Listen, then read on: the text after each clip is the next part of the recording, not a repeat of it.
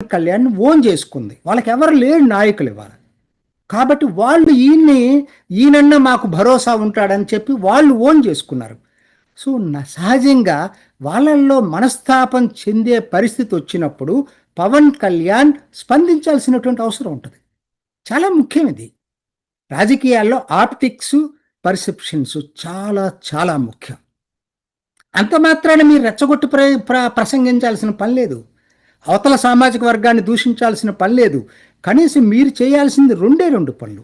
ఒకటేంటంటే నేరస్తుడు ఎవడైతే హత్య చేశాడో వాడు వెనక ఎవరున్నా కూడా వాళ్ళని వదిలేదే లేదు. మొత్తం ఇతను కట్టిన శిక్ష వేసిన దాకా వదిలిపెట్టం. కేసుని ఫాస్ట్ ట్రాక్గా దీన్ని తీసుకెళ్ళి అవసరమైతే ప్రత్యేక కోర్టేసి ఫాస్ట్ ట్రాక్ కోర్టేసి దీన్ని విచారిస్తామనేటువంటి ఒక ఒక భరోసా ఈ సామాజిక వర్గంలో పవన్ కళ్యాణ్ ఇవ్వాలి. అంతేగాని అవతల వాళ్ళని మీరు తిట్టాల్సిన పని లేదు. సరే, సహజంగా అదే టైంలో ఆ కుటుంబాన్ని ఆదుకోవాలి. ఈ రెండే కదా ప్రజలు కోరుకుంటుంది.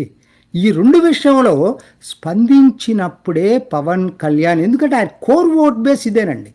ఆయనకి లేకపోవచ్చు, ఆయన కోర్ ఓట్ బేస్ మాత్రం ఇదే. వాళ్ళల్లో ఆయన మీద ఉన్న విశ్వాసం సడలకూడదు. ఇది తెలియక రాజకీయాలు ఆయన లాంటి వ్యక్తి, ఎందుకంటే మరి చంద్రబాబు నాయుడు లాంటి వ్యక్తి ముఖ్యమంత్రే స్పందించాడు. వీరయ్య చౌదరి ఆ పక్కన వేసుకోవడమే కదా. సహజంగా వీళ్ళు ఆలోచిస్తారు కదా.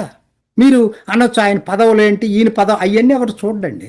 రాజకీయాల్లో సెన్సిటివిటీస్ వచ్చినప్పుడు స్పందించటం అనేది చాలా ముఖ్యం. మోడీని చూసి నేర్చుకోండి. వాజ్పేయి మోడీకి తేడా అదే. వాజ్పేయి అద్భుతమైనటువంటి డెవలప్మెంట్ చేశాడు. మోడీ అదే స్థాయిలో అంతకన్నా అద్భుతమైన డెవలప్మెంట్ చేశాడు. దాంతోపాటు సమాజంలో ఉన్న సెన్సిటివిటీస్ని గురించి గ్రాస్ప్ చేసుకున్నాడు. కాబట్టే అతను ఎప్పుడు జయిస్తాడు. పవన్ కళ్యాణ్ ఆ యాస్పెక్ట్ మాత్రం ఖచ్చితంగా పరిగణలోకి తీసుకోవాల్సినటువంటి అవసరం ఉంది. స్పందించాల్సినటువంటి అవసరం ఉంది. నేరస్తుడు ఎటువంటి పరిస్థితుల్లో శిక్ష నుంచి తప్పించుకోలేడనేటువంటి భరోసా ఈ సామాజిక వర్గానికి ఇవ్వాల్సినటువంటి అవసరం ఎంతైనా ఉంది. ఇది ఈనాటి రామ్